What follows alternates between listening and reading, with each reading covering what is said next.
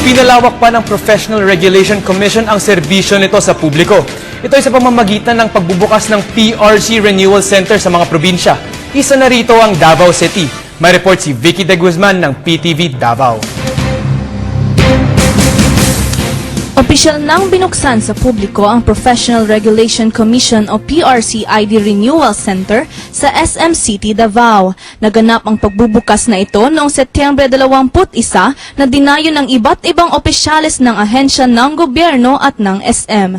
Ito ay may layong dalhin ang serbisyong hatid ng PRC sa mas madaling puntahan ng karamihan.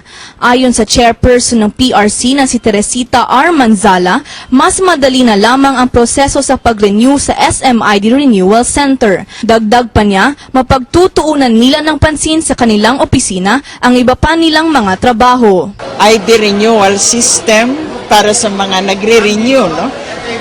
Lalo na dahil sa aming partnership with SM at saka sa Bureau of Treasury. So narinig nyo naman kanina na ito ay yung mga nagre-renew ay hindi na kailangan pumunta sa opisina at magpila. At dito na sa SM, pumunta lang sa business center. It will just take them 2 minutes. Nagpahayag din ang SM Davao Department Store Branch Manager na si Engineer Pedro H. Sam na ang proseso sa pag-renew ay maaaring magtagal lamang ng iilang minuto. Ito rin ay bukas 7 araw sa isang linggo mula sa pagbukas ng mall hanggang sa pagsara nito.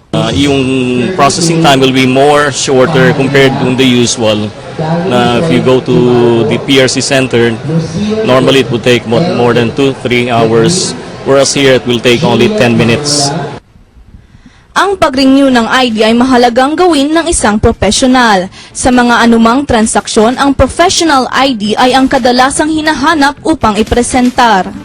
Ang amin pong gustong mangyari is yung ating mga professionals na nagre-renew ng mga lisensya, dito na lang po pumunta sana sa SM Malls kasi they can renew their IDs here, no? At even weekends, meron po silang service dito at after office hours. Bago pa man binuksan ng pormalang serbisyong ito, mayroong 20 katao na ang nakapag-renew sa SM ID Renewal Center.